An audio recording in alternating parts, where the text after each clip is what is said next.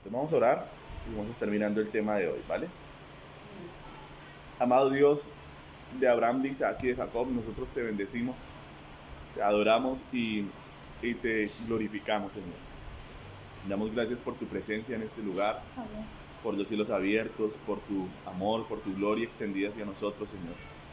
Y con mucha humildad yo te pido, toma mi vida, Señor, para glorificar tu nombre, para traer claridad, entendimiento y conocimiento de tu palabra, Señor, de tu voluntad. Dame amor, humildad, mansedumbre, claridad, inteligencia, Señor, sabiduría para hablar todo lo que tú quieres hablar hoy, Señor Jesús. Que todo esto sea para tu gloria y tu honra, Señor. Glorifícate, edifica a tu pueblo, quita las vendas, abre los ojos, Señor, y que tu nombre sea glorificado en todas las cosas. Amén y amén. Bueno, muy buenas tardes a todos. Ahí veo los saludos de mis amados hermanos. Saludos a todos, Dios los bendiga muchísimo. Y bueno, vamos a mirar hoy, como ya les dije, un tema que a veces y en nuestra sociedad se ha vuelto todo un problema, ¿no? Y es el tema del diezmo. Entonces, cuando se va a hablar de los diezmos a veces en las iglesias es, ay, no, cuidado, porque es que la gente se puede espantar. Y no, mi amado hermano, no tiene por qué espantarse por nada de lo que Dios habla en su palabra. Más bien vamos a conocerlo y vamos a hablar acerca de 4 mitos acerca del diezmo. 4 mitos acerca del diezmo que quiero que hoy queden derribados y que en lugar de los mitos venga el conocimiento de Dios, venga la claridad, veamos la realidad de las cosas de Dios, ¿vale? Entonces el tema de hoy se llama derribando mitos acerca del diezmo. Y como ya les dije, voy a nombrar 4. 4 así en forma de pregunta y vamos a estar ya respondiendo. Durante el primer punto necesito que tengan sus libreticas, sus cositas donde apuntar, porque les voy a botar varios versículos bíblicos que no voy a mencionar porque son terriblemente largos y solamente los voy a mencionar, ¿vale? Para aquellos que estén interesados, en el canal de YouTube yo tengo varias enseñanzas, como 3, me dicen aquí que tengo 3 acerca de los diezmos. Hay una que es la más completa de todas, que es como de 2 horas, donde hablo de todas las clases de diezmos que están en la Biblia, e inclusive habla acerca de cómo se deben manejar los diezmos y las ofrendas por parte de los pastores en las iglesias. O sea, es una enseñanza supremamente extensa y muy buena. Vale la pena sacarle el tiempo para conocerlo. Así que vamos entrando en el tema, pero como ya les dije, ¿vale? En esa enseñanza son 2 horas, como les digo, es muy larga, pero es muy buena, muy aclaradora. Y el de hoy nos vamos a concentrar en esto, vamos a entender qué es el diezmo, todas estas cosas, ¿vale? ¿Para qué es? ¿Cómo funcionan estas cosas, ¿vale? Entonces, bueno, voy a dar primero la definición que hice acerca del diezmo. ¿Qué es el diezmo? Entonces, la definí de la siguiente manera. Es un tipo de ofrenda especial por medio de la cual le devolvemos al Señor el 10% de todo lo que Él nos da financieramente. Es especial ya que por medio de ella honramos al Señor con nuestros bienes, reconociendo su sacerdocio, mostrando nuestro compromiso con su reino y nuestra gratitud hacia Él. Amén.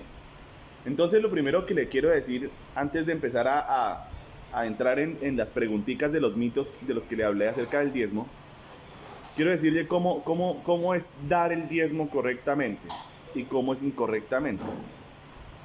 Lo primero que hay que entender es que el diezmo, al igual que todas las cosas de Dios, es algo que vale la pena siempre y cuando se nazca del corazón.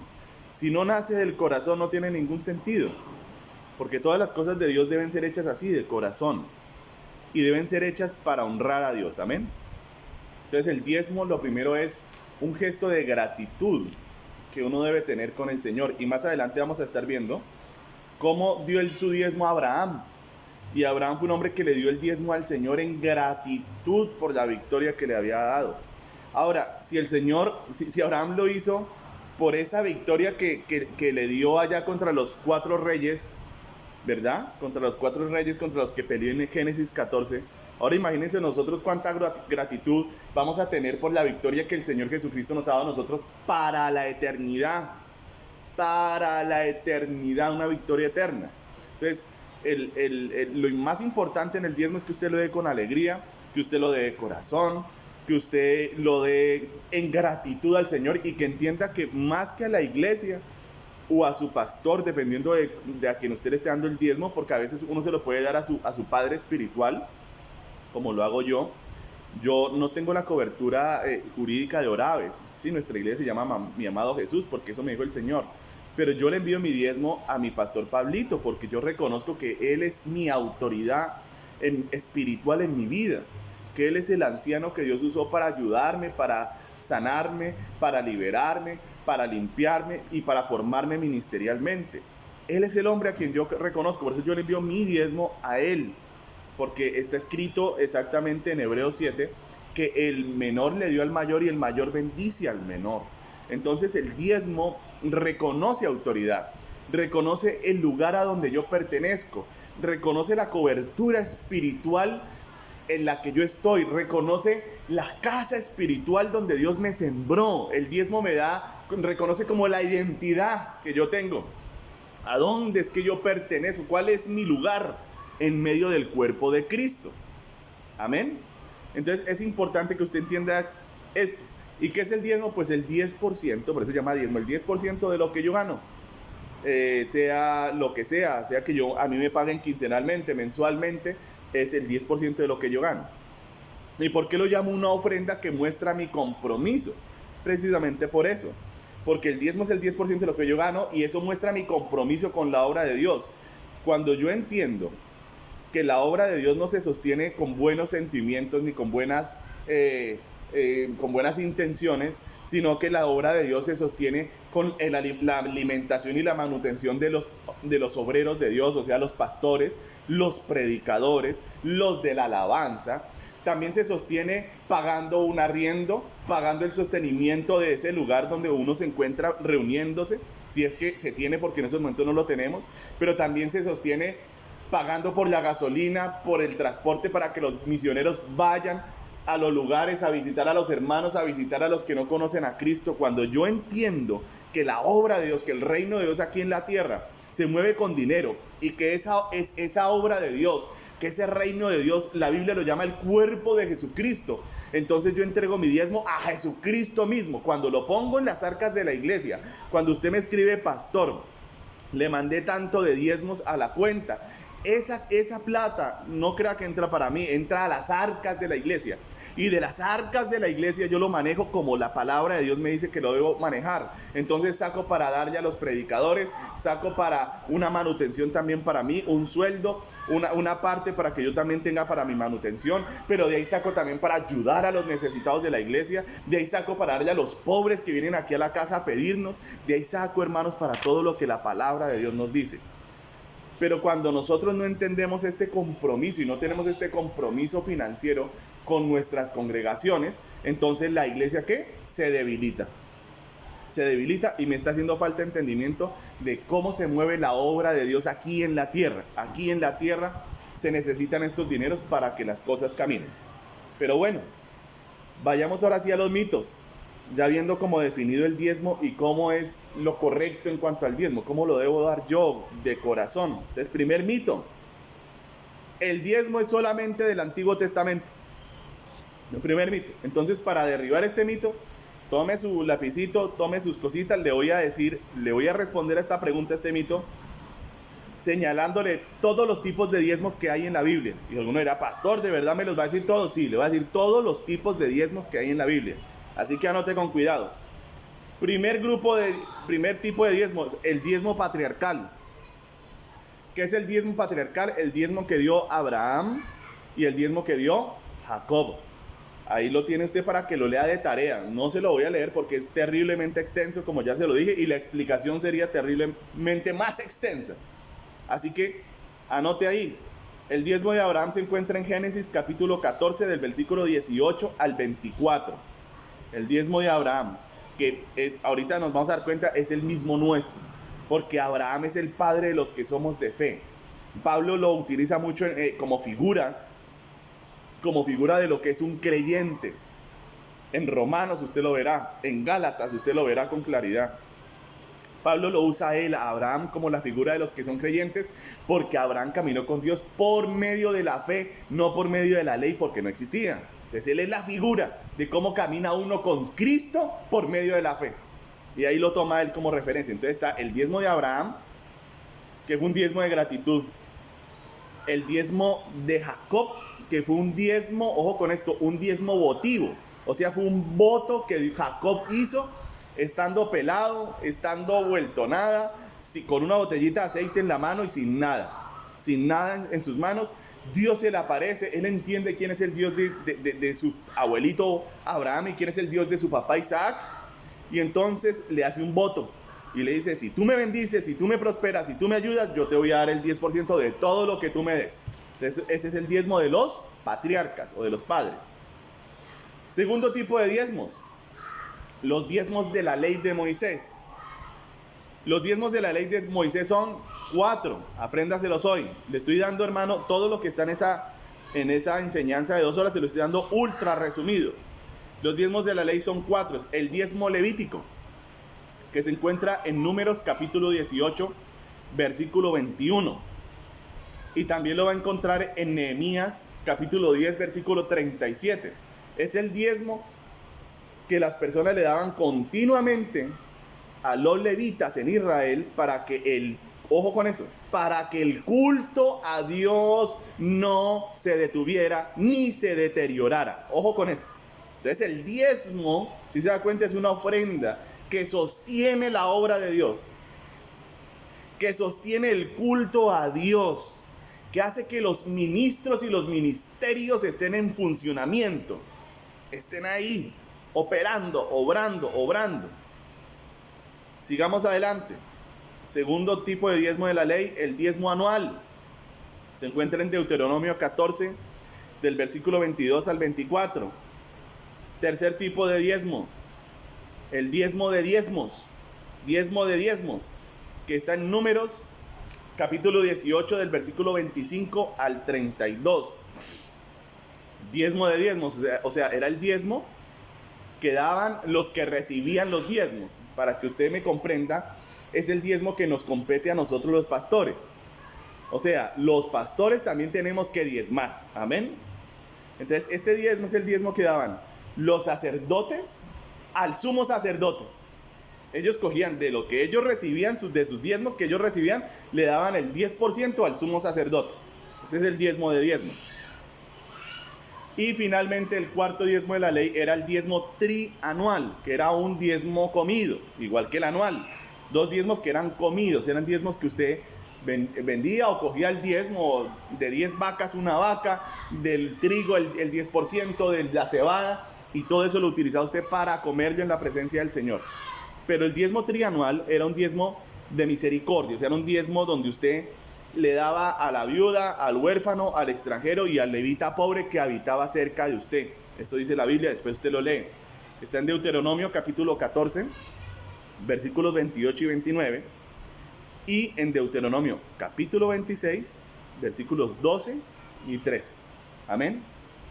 Ese es el cuarto tipo de diezmo, el diezmo trianual. Era un diezmo que se daba cada 3 años en Israel.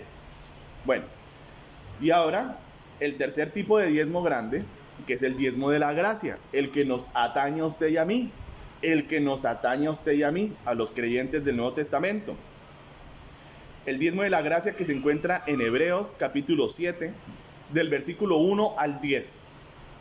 Y lo que va a hacer el diezmo de la gracia es llevarnos a Génesis, a los principios, que era lo que siempre Jesús mencionaba y lo que Pablo mencionaba. Nos lleva a la vida de Abraham.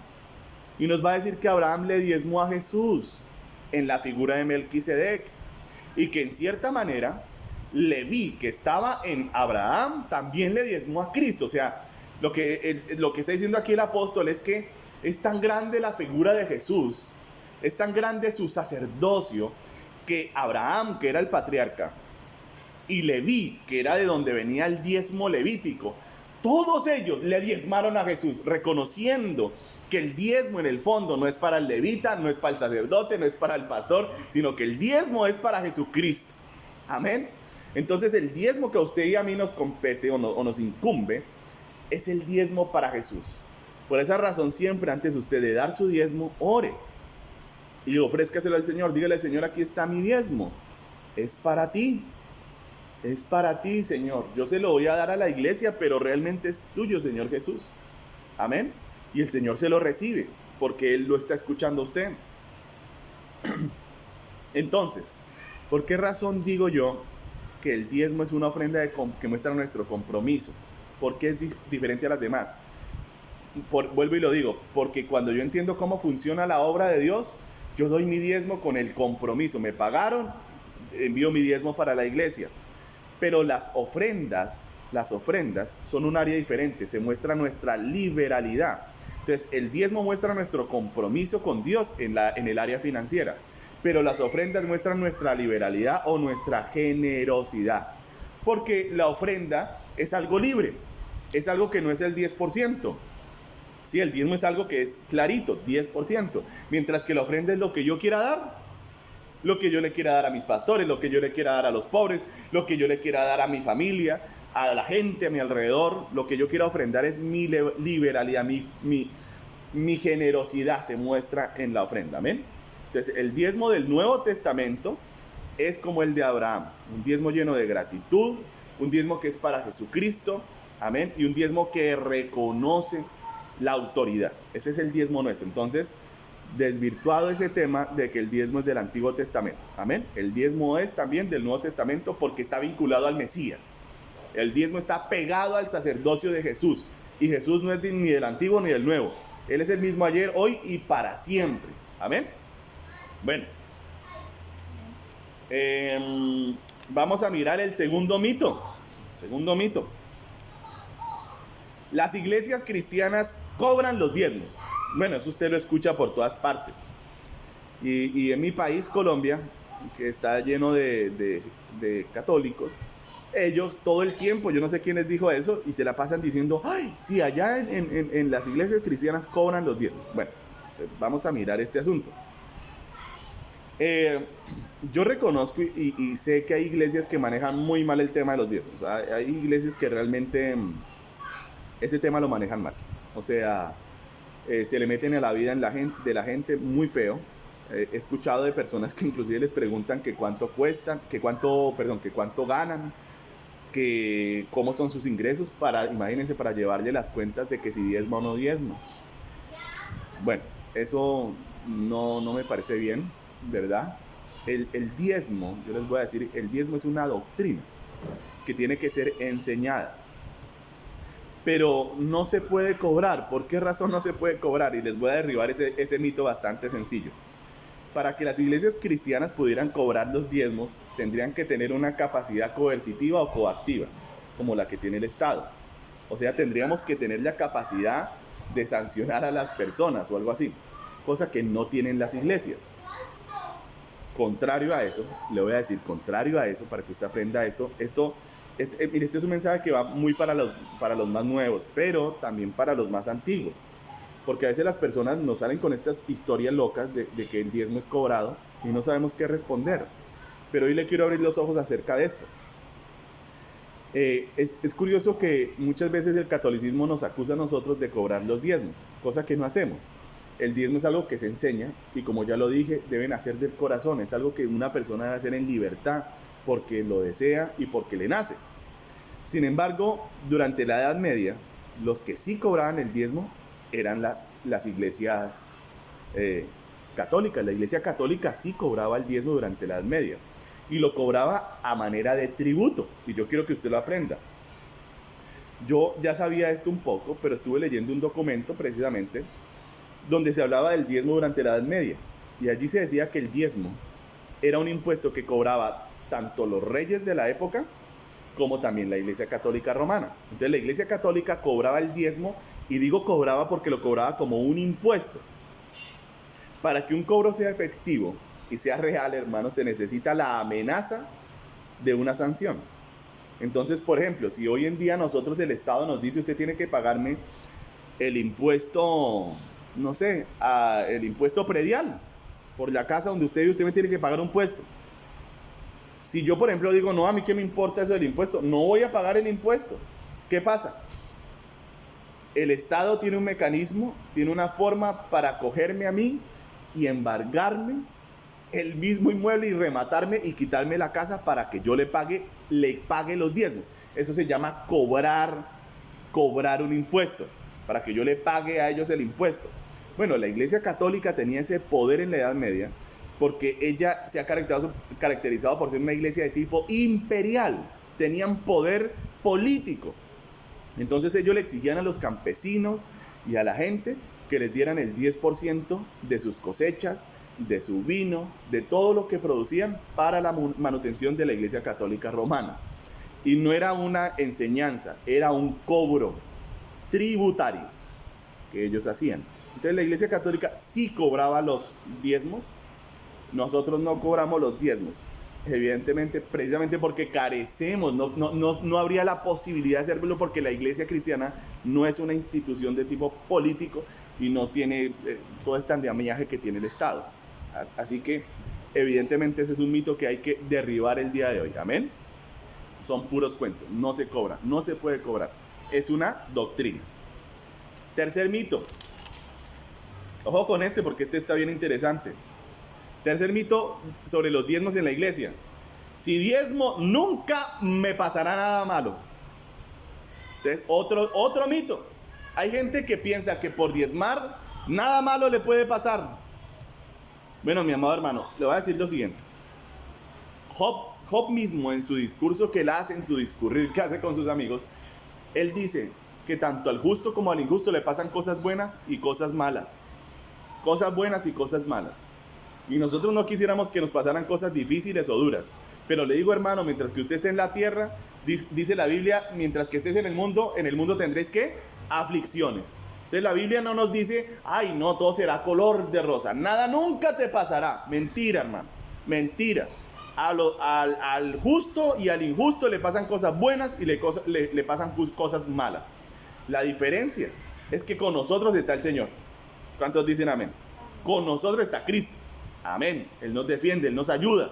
Él es nuestra fortaleza en el tiempo de dificultad.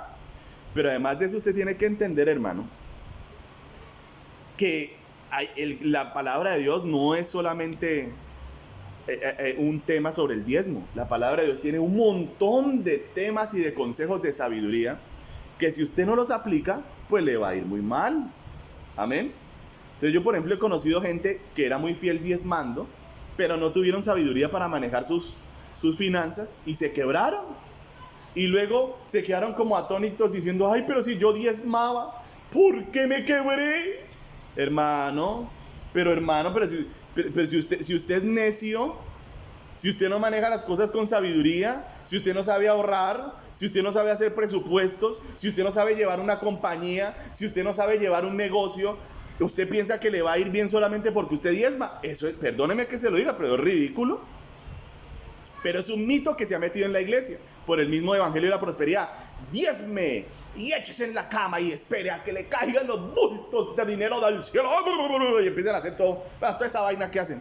Que enloquecen allá los tipos para que la gente quede como impresionada. Ay, el tipo se sacudió, eso es de Dios, dicen. Es de Dios, pero sacudió el tipo. Imagínense, entonces si uno no hace como gallina despelucada, no es de Dios. Absurdo, hermano, absurdo.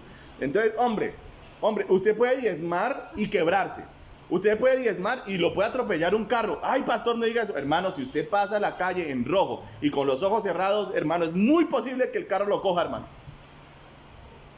Porque es que el diezmo no es como una especie de aseguranza mítica o una especie de cosa, rara ahí, donde, nada nos puede tocar. No, hermano, no. Usted tiene que entender que en la vida hay que ser sabio, prudente, entendido. De hecho, le voy a decir algo. El próximo domingo, creo que es 7 de febrero, vamos a tener nuestro culto de primicias, que es un culto especial donde nosotros le damos una ofrenda al Señor en el inicio del año. Después les estaré explicando mejor cómo es ese asunto.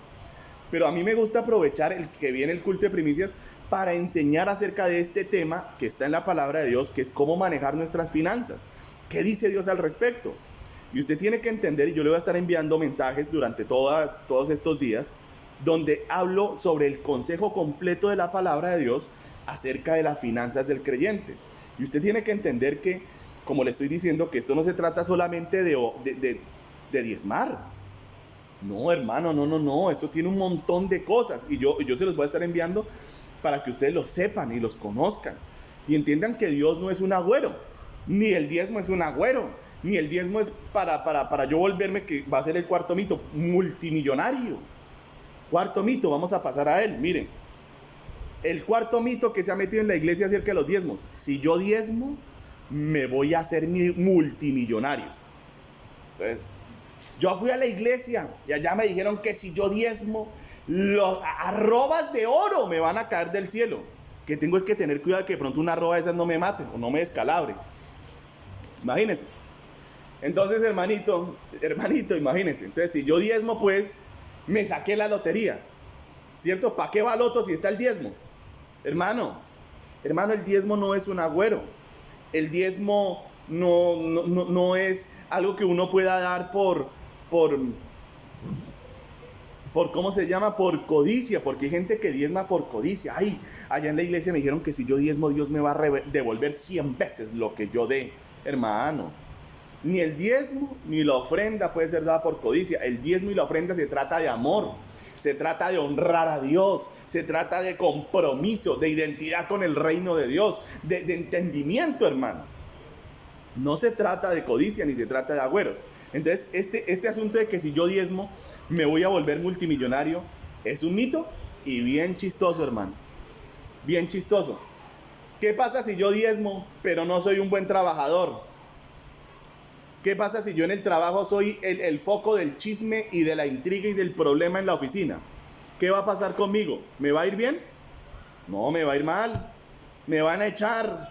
Voy a terminar acabado. ¿Qué pasa si yo no trabajo con disciplina? ¿Qué pasa si yo no me esfuerzo en ser el mejor? Si yo no trabajo con excelencia, si yo no aprendo a ahorrar, si yo no aprendo a ajustar mis gastos a un presupuesto. Todo eso lo hablo yo en los consejos que les estoy diciendo. ¿Qué pasa si yo no tengo claras mis prioridades, hermanos amados? ¿Qué pasa, hermanos, si yo tengo ataduras espirituales también? ¿Qué pasa si hay un espíritu de ruina que está operando en su vida? Y usted diezma, ofrenda y en todo le va mal y le va hasta peor. Hermano, usted necesita también liberación. Usted necesita 1.000.000 de cosas más. Entonces, ¿con esto qué les quiero decir? ¿Es bueno darle al Señor? Claro que sí, pero entienda que esto no es una cosa de agüeros. Si usted diezma, amén, gloria a Dios por eso. Dios tiene unas promesas para el que diezma, amén. Pero también el Señor da consejos de sabiduría y usted tiene que aprenderlos, todos ellos. No puede solamente remitirse a uno solo. Entonces tiene que ser disciplinado en su vida, tiene que ser excelente en su trabajo. Antes de usted hacer negocios e inversiones, usted tiene que saber hacer presupuestos, usted tiene que saber sentarse y hacer matemáticas. Voy a invertir tanto, voy a hacer tanto, recupero la inversión a tanto, voy a tener ganancias a tanto, y así es como se hacen las cosas. ¿Y por qué lo digo?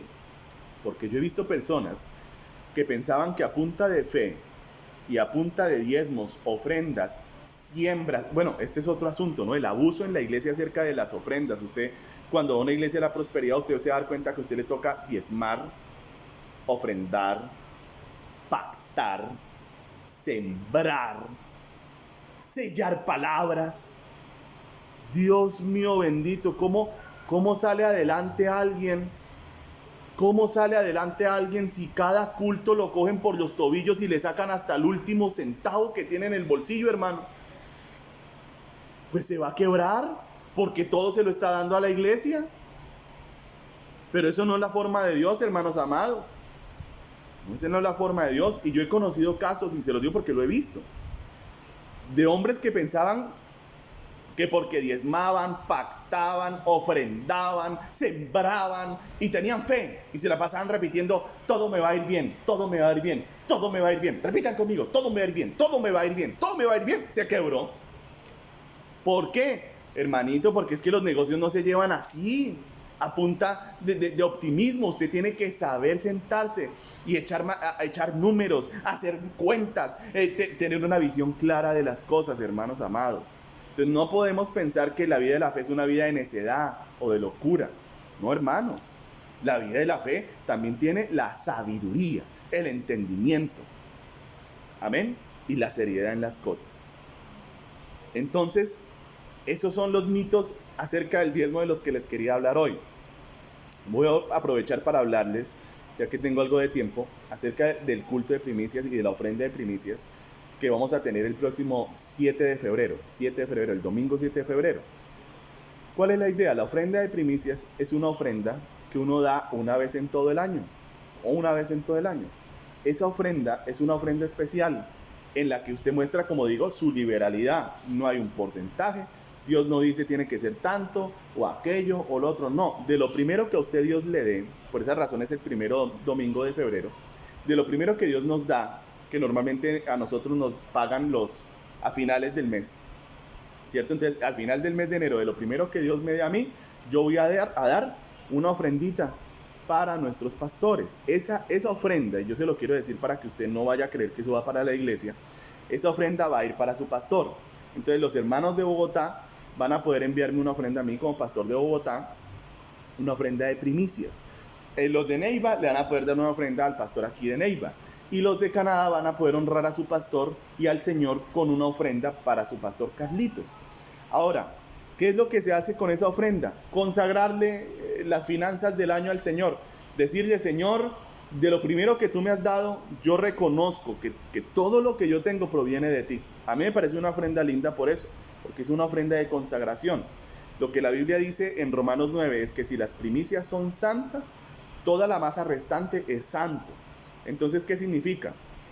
Yo personalmente, yo le mando mi primicia a mi pastor Pablito. Y luego le digo a Pablito, ora por mí y bendíceme, pastor. Eso lo hago porque el Señor me lo enseñó, ¿no yo? Por eso lo hacemos. Fue que el Señor me lo enseñó. Que era importante para Él que nosotros le diéramos a Él de lo primero del año que Él nos daba una ofrenda.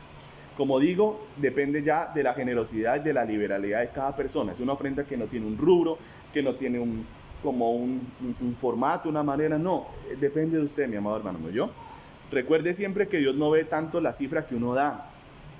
Eso lo aprendemos allá en la escena de la viuda y de los ricos en el templo, ¿cierto? Dios no ve tanto la cifra que uno da, sino el corazón con el que uno da. Porque Jesús le preguntó a los discípulos, ¿quién de toda esta gente ha dado más? Les preguntó. Había unos tipos ricos que llevaban los costalados de dinero y los echaban allá en el cofre del templo. Y había una viuda pobre, dice la Biblia, que echó 2 moneditas de cobre, 2 blancas. Entonces los discípulos le dijeron, pues Señor, que esa pregunta sí está fácil. Pues los tipos esos, los ricos que traían las mochiladas de plata, esos fueron los que más dieron.